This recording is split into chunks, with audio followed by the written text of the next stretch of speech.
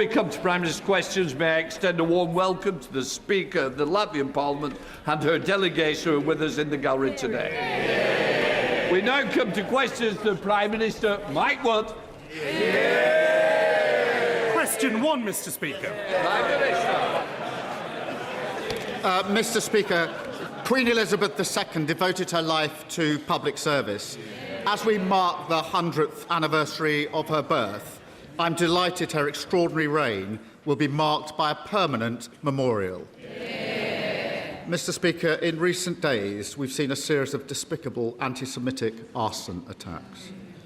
With additional funding to deploy specialist officers, a fundamental reset of how we counter extremism, an action to tackle the poison of anti-Semitism in our schools, our colleges and the NHS, we will do everything in our power to keep British Jews safe. And I'm sure the whole House will join me in standing with our Jewish community. There is no place in British life for anti-Semitism. Mr. Speaker, today my thoughts are also with the family of Stephen Lawrence, murdered in a racist attack 33 years ago today. We honour his legacy in the fight against racism and providing opportunity for every young person. Mr. Speaker, this morning I had meetings with ministerial colleagues and others. In addition to my duties in this House, I shall have further such meetings later today. Can the Prime Minister deny that Downing Street considered appointing Matthew Doyle to a diplomatic position? Prime Minister. Mr. Speaker, Matthew Doyle worked for many years in public service, for me as Prime Minister and other ministers. When people leave roles in any organisation, there are often conversations about other roles they want to apply for, but nothing came of this. Today marks the murder, the racist murder of my friend's brother, Stephen Lawrence. Tomorrow is St George's Day. Does my right honourable friend agree with me that now, more than ever, we need to tell the story, the positive story, of Englishness, founded in who we are and not of who the far right would like us to be? Can I thank him for raising this? Of course, it was 33 years ago today that awful murder took place. Mr. Speaker, I'm proud to have worked alongside Baroness Lawrence for many years now. She is an incredibly courageous and inspiring campaigner, notwithstanding all of the injustices that have been thrown to her in the last 33 years. We do celebrate St George's Day, we fly our flag, we celebrate this country's values of service, generosity and respect. They, Mr. Speaker, are English values, which is why I love this country so much. There are those that seek to divide us, who tell us people are not welcome and try to rip our communities apart. We will never let them, Mr. Speaker. We stand together, united, and against any challenges that we may face. Timmy Bearnott, the Leader of the Opposition. Thank you, Mr. Speaker. Does the Prime Minister stand by his statement at the dispatch box on the 10th of September last year that full due process was followed in the appointment of Peter Mandelson as our ambassador to Washington? Yes, I do. Mr. Speaker, let me make clear at the outset that the appointment itself was a mistake. It was my mistake. I've apologised to the victims for it, and I do so again. What I set out to the House on Monday is that Foreign Office officials granted security clearance to Mandelson against the recommendation of UK security vetting. Yesterday, Sir Ollie Robbins was asked if he shared that decision with me, Number 10, or any other ministers. He gave a clear answer, no. Mr. Speaker, that puts to bed all the allegations levelled at me by those opposite in relation to dishonesty. Last week they were all saying that it must have been shared with me. Sir Ollie was very clear yesterday it was not. I believe not sharing it was a serious error of judgment. That information should have been shared with me and other ministers. And if it had have been, Mandelson would not have been committed to post. Mr. Speaker, it does not put to bed anything. On the 11th of November 2024, long before any vetting had happened, the Prime Minister received advice from Simon Case, the then Cabinet Secretary.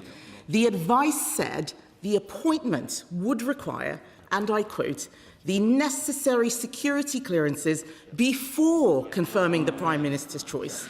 This advice was ignored. So how can the Prime Minister still believe that confirming Mandelson before the security clearances was following full due process? Mr. Speaker, this was looked into by Sir Chris Wormold. I asked him to review the appointment process, including the vetting. He confirmed, Mr. Speaker, his words, appropriate processes were followed. She's put great weight on the order of events. I remind her what Sir Chris said last November in evidence to the House. He said this, and I quote, when we are making appointments from outside the civil service, the normal thing is for security clearance to happen after appointment, but before the person signs a contract and takes up post. That is what happened in this case. Sir Ollie Robbins himself, Mr. Speaker, also gave evidence, and he said, and I quote, as is normally the case with external appointments in his department, the appointment was made subject to obtaining security clearance. Mr. Speaker, on top of that, Sir Ollie Robbins has made clear that the fact that developed vetting was after the announcement made, in his words, no material difference to the conclusion that was reached. And Mr. Speaker, I add this, that what Sir Ollie Robbins wrote to the committee yesterday was this, and I quote, when the Prime Minister informed the House that the proper process had been followed in respect of national security vetting, he was correct. It's very interesting that he mentions Chris Wormold. He is relying on advice given to him after Mandelson was sacked by a Cabinet Secretary the Prime Minister then sacked. That is not relevant. I'm talking about the advice he was given before the appointment. He keeps mentioning Sir Ollie Robbins. Sir Ollie Robbins told us that the Prime Minister even sought clearance from His Majesty the King before the vetting. He'd already got agreement from the US administration. The chair of the Select Committee said that. Mandelson was a done deal. Yesterday, Sir Ollie Robbins said that the focus was on getting Mandelson out to Washington quickly. He said the Prime Minister's team showed a dismissive attitude to vetting. And they even argued Peter Mandelson didn't need any vetting at all. This clearly wasn't proper process. Why was due process not followed? Mr. Speaker, let me deal with this directly, particularly this question of pressure in relation to the decision to appoint and to put into post Peter Mandelson. So Ollie Robbins could not have been clearer in his evidence yesterday. He said this, I didn't feel under pressure personally in terms of my judgment. His words. Mr. Speaker, he went on to say,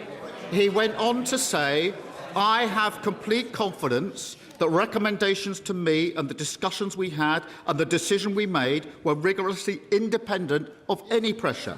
Mr. Speaker, on top of that, he was asked if any conversations led him to believe that Mandelson needed to take up the role regardless of vetting outcome. He said, I can say with certainty it was never put to me in that way. No pressure existed whatsoever in relation to this case.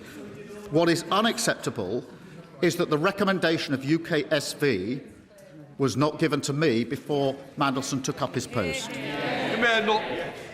Mr. Speaker, we all heard what Sir Ollie Robbins said yesterday. The fact of the matter is that the Prime Minister spent a lot of time telling us just how furious he was to learn that Mandelson failed the vetting, the same Prime Minister who was trying to get into Washington without any vetting at all. It's just unbelievable. The reason the Cabinet Secretary advised the Prime Minister to carry out full vetting before the appointment, this is common sense, Mr. Speaker, carry out full vetting before the appointment, was to protect our national security. The due diligence document said Mandelson remained on the board of the Kremlin-linked defense company Sistema long after Putin's first invasion of Ukraine in 2014. The Prime Minister told us on Monday that he'd read that due diligence report. Why did the Prime Minister want to make a man with links to the Kremlin our ambassador in Washington? Well, Mr. Speaker, let me deal with the first allegation she put in that question. It was always the case that would be developed vetting in this case. That was the understood process. That was carried out. It was reviewed by Sir Chris Wormold, and he said it was the appropriate process. Sir Ollie was absolutely clear that nobody put pressure on him to make this appointment, either, whatever the sequence, or developed a vetting. In relation to what was in the due process, any issues of national security are dealt with in the developed vetting process. I knew that. Peter Mandelson received clearance through that process. The problem was, as I said to the House, I was unaware that UKSV recommended against clearance. That is information that should have been brought to my attention. Mr. Speaker, they recommended with red flags that there shouldn't be clearance, and it was high concern. That information should have been made available to me at the time and subsequently. The fact that it wasn't was a very serious error of judgment. I don't know what planet the Prime Minister is on, Mr. Speaker.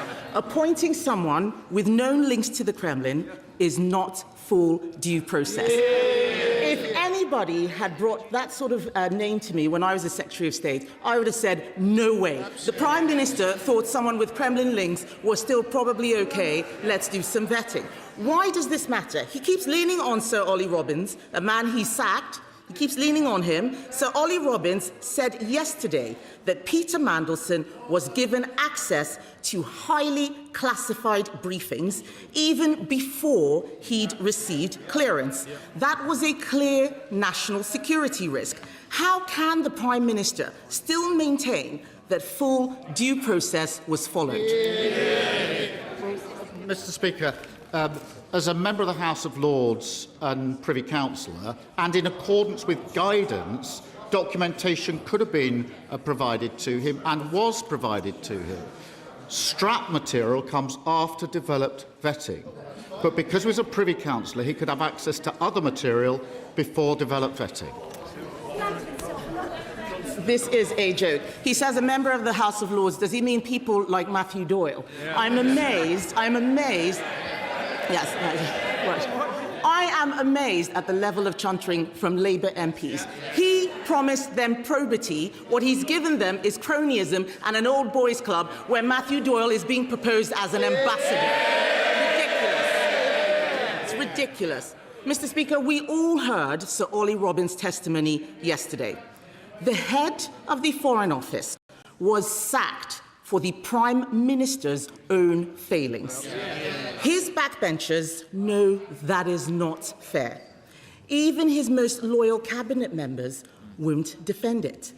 The Prime Minister did not follow the process the Cabinet Secretary set out in November 2024. He knows he did not follow due process, yet he told the House he had. Mr. Speaker, I cannot accuse the Prime Minister of deliberately misleading the House, but everyone can see what has happened here. This was not due process. Everyone knows the price of misleading the House. Will the Prime Minister finally take responsibility and go? Well, Mr. Speaker, let's be absolutely clear. Before Mandelson took up his post, UKSV recommended with red flags that clearance should be denied, and there was high concern that was not brought to my attention or the attention of the Foreign Secretary at the time or subsequently is a very serious error of judgment, and anyone in my position would have lost confidence in the former Permanent Secretary. But, Mr. Speaker, the Leader of the Opposition claimed on Friday that Mandelson could not have been cleared against security advice. She was wrong about that. She said that ministers must have been told. She was wrong about that. She claimed there was deliberate dishonesty. She was wrong about that. Wrong. She rushed to judgment as she always did, just like the Iran war. Mr. Speaker, I was elected by the British people because they let the country down for 14 long years. Whatever she says, whatever noise they make, nothing is going to distract me from delivering for our country. In contrast to the preoccupations of the Leader of the Opposition, my constituents are more concerned with the NHS and waiting lists. Thanks to this government, across England, waiting lists are coming down. In my part of the country, waiting lists have fallen by 13,000 in the past year alone. After years of Tory failure, we're getting the NHS back on its feet. Can the Prime Minister share with me what further plans we've got to get waiting lists down even more and to make sure that we've once again got a health service to be proud of? Well, the party opposite should hang their heads in shame at the state they left our NHS in. And I'm proud that this Labour government is fixing our NHS across the country. Waiting lists, Mr Speaker, the lowest for 3 years. Best A&E waiting times for 5 years. Fastest ambulance response times for half a decade. Cancer patients getting diagnosed in the shortest time on record. Lots done, more to do. That's why we're delivering neighbourhood health centres in every community to speed up care. We did that because we invested. What did they do? They broke the NHS and then they opposed the investment that we put in. David, Leader of the Liberal Democrats. Thank you, Mr Speaker. Can I associate myself and my party with the comments of the Prime Minister on our wonderful late Queen? And can I also agree with him on the need to confront anti-Semitism wherever it is in our society, and also remembering Stephen Lawrence and his family? Mr Speaker, I'm sure many of us in this House were shocked by the new revelations from Ollie Robbins yesterday. He said Number 10 told him to find a plum job for Matthew Doyle, another Labour crony friends with a convicted sex offender. Mr Speaker, the Prime Minister was asked on Monday whether Number 10 had proposed any political appointments other than Mandelson. Perhaps the last few hours have jogged his memory. Will he confirm today, did he know his office was lobbying for a diplomatic job for Matthew Doyle? And were they doing it on his authority? Mr Speaker, as I said earlier, Matthew Doyle worked for many years in public service, for me as Prime Minister and other ministers. When people leave roles in any organisation, there are very often conversations about other roles they may want to apply for. In this case, nothing came of it. David. Mr Speaker, the House and the public watching will note the Prime Minister failed to answer my questions. But Mr Speaker, the chaos in this government mustn't stop us from focusing on the cost of living crisis hitting our country. President Trump's idiotic war with Iran has already pushed up inflation in our country to 3.3%. And the Prime Minister knows there's far worse to come for the British people here on in. They need help now. So will the Prime Minister follow other countries and use the Treasury's extra revenues from higher fuel prices to cut rail and bus fares and slash prices at the pump by 12p a litre? Mr Speaker, everybody can see that the conflict is causing serious economic damage in this country and countries around the world. His claim of a windfall for the government are politically misleading and economically illiterate. Thank you, Mr Speaker. Mr Speaker, poor housing and temporary accommodation is having a devastating impact on families, their life chances, our schools and communities. Will he put the full weight of government behind ensuring that new developments in London are delivering for Londoners, not private investors and landlords, including on the Billingsgate Market site in my honourable friends Poplar and Limehouse constituencies? I thank her for a question. We inherited a housing crisis in London, including record numbers of children living in temporary accommodation, because the party opposite failed to build the homes that we need. Mr Speaker, we're building those homes, and I'm looking forward next week when Labour will deliver more security for tenants through our Renters' Rights Act. Can I commend Hackney Council, her council, on getting on with building affordable homes? What a stark contrast to the Green Party, who've opposed 42,000 new homes across the capital and counting. Mr Fenton Glenn, I'm glad you've found your feet because I could hear you shouting earlier, so we won't do it next week. Dr Ellie Chance. Thank you. Mr. Speaker, the Prime Minister appointed Mandelson in a desperate and doomed attempt to pander to Donald Trump, despite knowing about his friendship with the paedophile Epstein and his links to foreign states. The Prime Minister resisted and then took a dismissive and extraordinarily incurious attitude to vetting, compromising national security. And now he's thrown a civil servant under the bus to save his own skin. All this from a Prime Minister who pledged to restore trust and integrity in government, but who's repeatedly betrayed the trust of voters and let the country down. Does the Prime Minister not recognise that the best thing he can do to restore trust and integrity is to take true responsibility and resign? Mr. Speaker, let me just correct what she said. There was no dismissive attitude to develop vetting. I knew the post was subject to develop vetting. It was subject to develop vetting. What didn't happen was that I was told of the UK SV recommendation. That was a serious error of judgment. Had I been told, the appointment wouldn't have gone ahead. Martin Rhodes. Thank you, Mr. Speaker. In my constituency of Glasgow North, local people in Somerston experiencing antisocial behaviour tell me that what makes the greatest difference is visible local police officers on the beat.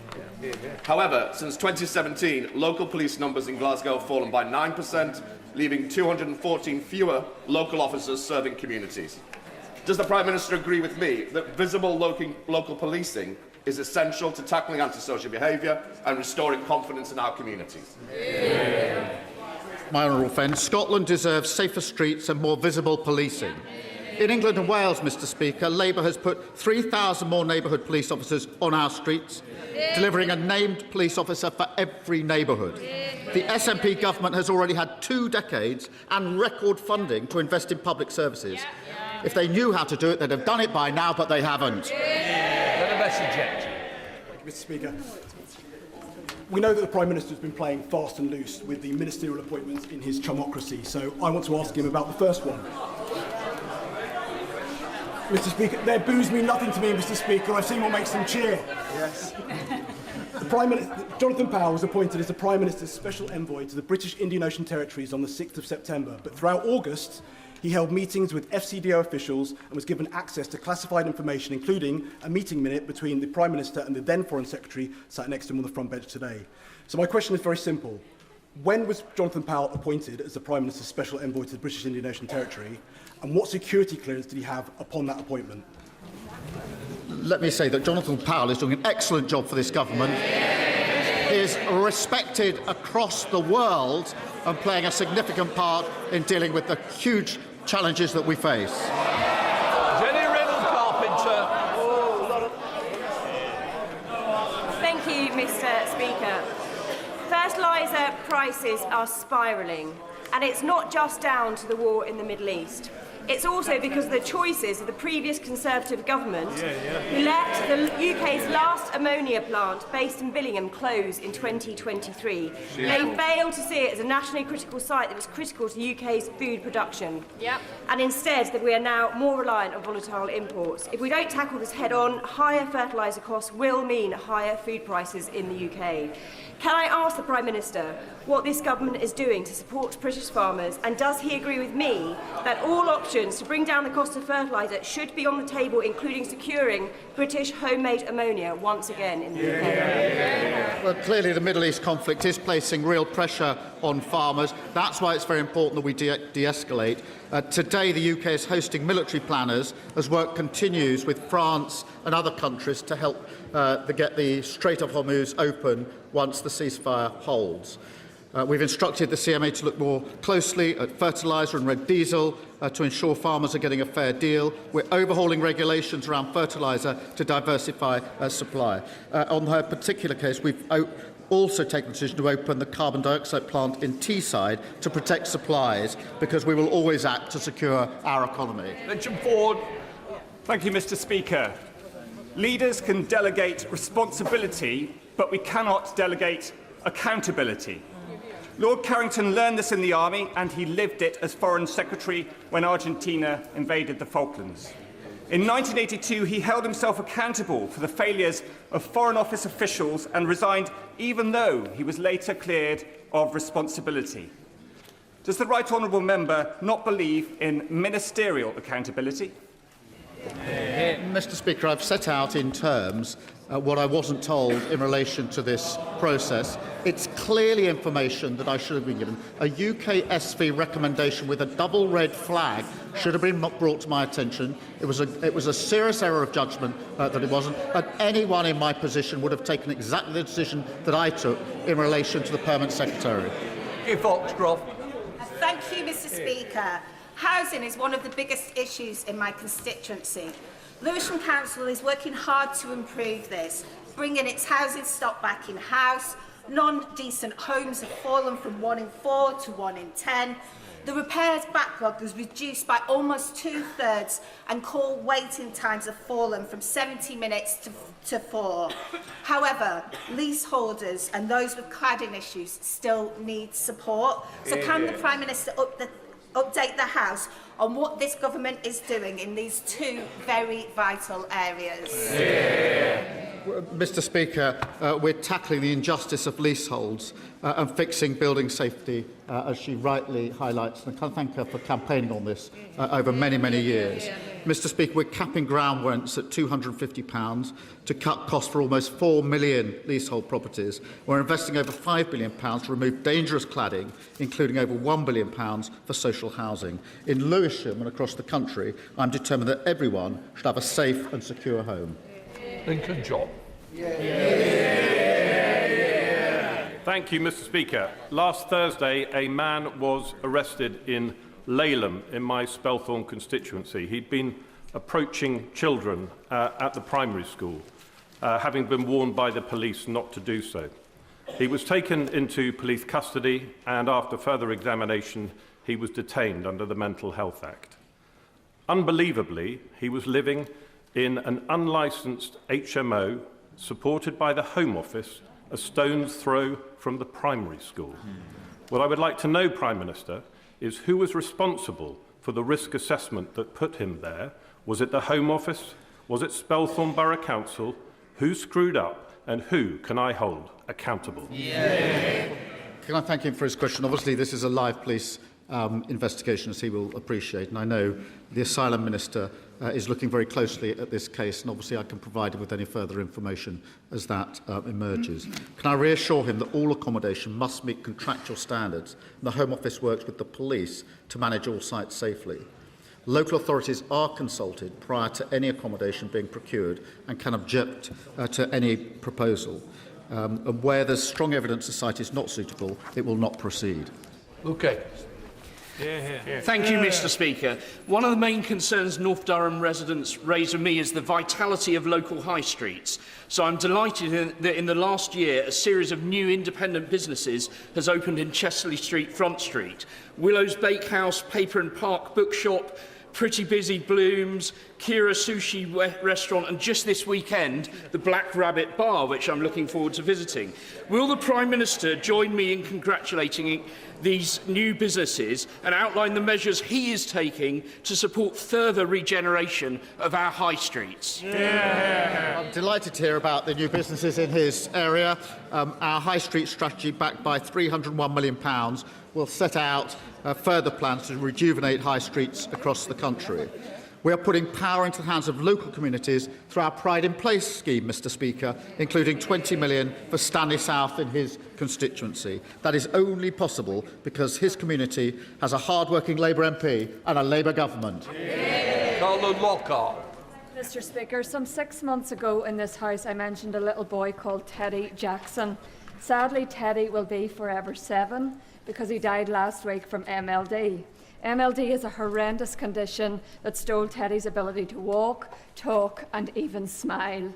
What makes this tragedy more profound is that here in the UK we have a treatment, we have a cure, but it's only effective if the condition is identified by the simple heel prick at birth and treated immediately, because when symptoms appear, it's too late.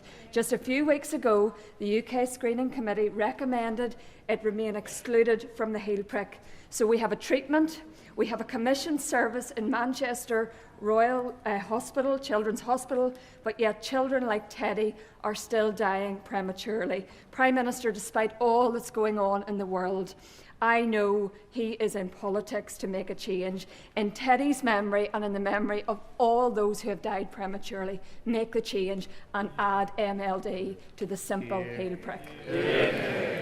Well, I do remember her raising Teddy's case very well, and I'm very saddened to hear of his passing. And I think my thoughts, and I'm sure of the whole House, are with his family and his loved ones. And I will do precisely as she asks. I'll make sure that we look at this again in light of the information she's now given to me in the course of this session. Birthday boy Oliver Wright. Thank you. Thank you, Mr. Speaker. And happy St George's Day for tomorrow too.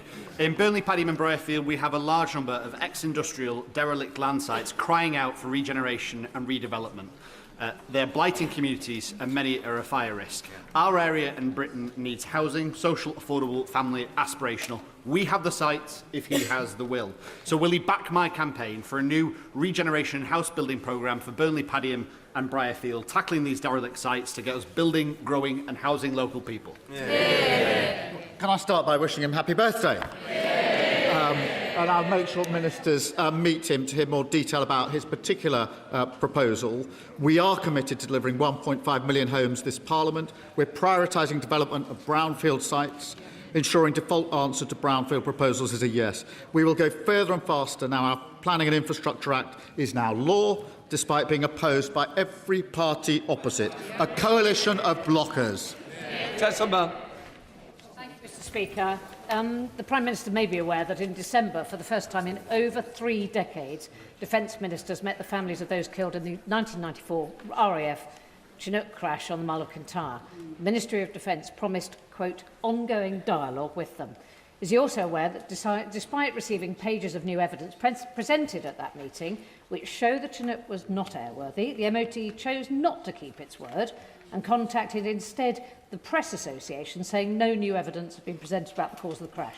The Prime Minister knows, because the families have written to him, as the MOD does too, the families are not seeking a public inquiry into the cause of the crash, but to know the reason why their loved ones were placed on board an aircraft which, according to the MOD's own test pilots and engineers, was described as positively dangerous, unairworthy, and not to be relied on in any way whatsoever. And those are quotes. Will he agree to meet the families, to rebuild trust and to offer the promised dialogue the MOD clearly finds so difficult to achieve? Can I thank her for raising this, and I will make sure this is looked at again in light of what she's raised just a moment ago, and I'll make sure that the families get the relevant meeting. Thank you, Mr. Speaker. Between 2010 and 2024, the number of children living in poverty increased by 700,000, with Tower Hamlets having one of the highest rates in the country. This Labour government's child poverty strategy will lift over 500,000 children out of poverty. But given the economic pressures caused by external shocks and its impact on the cost of living, there's a long way to go. Does the Prime Minister agree that the government should also look at setting a clear target to end child poverty for good? Can I start by thanking her for a long record campaigning against child poverty? Child poverty stifles opportunity. It makes it harder for kids to get on in life. And we, this government, will not stand by. This is a moral mission for this government. We will make sure that no child or family is left behind through lifting the 2-child cap, expanding free school meals, free breakfast clubs, extending free childcare.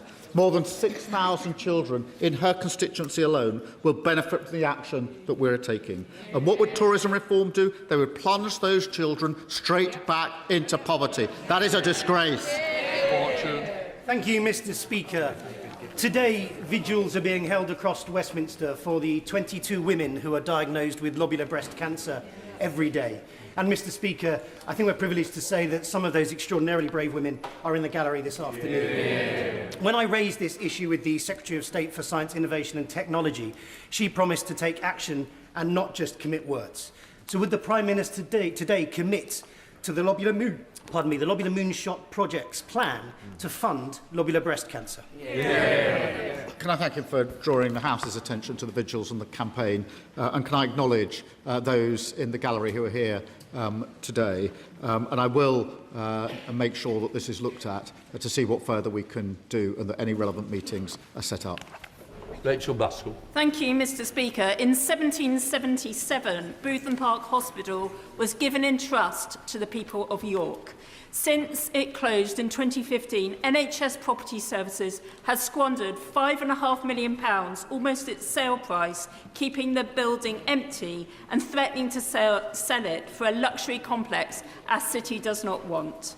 This much sought-after community space for charities and services would significantly benefit York residents. So will the Prime Minister now release this site so public land can be used for public good and we get Bootham back? Well, I know that this site is of huge significance to the people of York, and I understand the site is under offer. Ministers are happy to work with the Council and my honourable friend to find the right deal for the site, taking into account the points she's made. Sarah Poachin. Thank you, Mr. Speaker. Every day that the Prime Minister fails to act or even acknowledge Pakistani grooming gangs that rape and torture vulnerable white girls, more victims continue to suffer. Whilst he spends his energy forcing friends of paedophiles into top jobs, why not use that energy to stop this national disgrace? Mr. Speaker, I spent many years prosecuting paedophiles who are now in prison, so I really don't need lectures from Reform about this. Final question, Sonia Kumar. Thank you, Mr. Speaker. In 2022, my constituent, Masi Simbanda, dropped her 14-year-old son, Noah, off to nursery like any other day. Tragically, this will be the last time Masi would see her son alive. A staff member at Fairy Tale Nursery tried to get him to sleep. When Noah resisted, she covered his face with a thick blanket and used her leg to pin him down.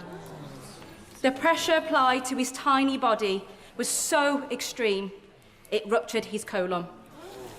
Mr. Speaker, no parent should have to endure such unimaginable loss. The sentencing has taken place. Will the PM meet with Masi to discuss how we can ensure that tragedies like this never happen again? The case she raises is utterly tragic, and as she went through those details, I think we all would have felt the same as I do, that it must be impossible to fathom how the family must feel in relation to this awful and tragic case. I will make sure that all the necessary meetings are set up in the way that she has asked for. That completes Prime Minister's questions. Let the front benches change over.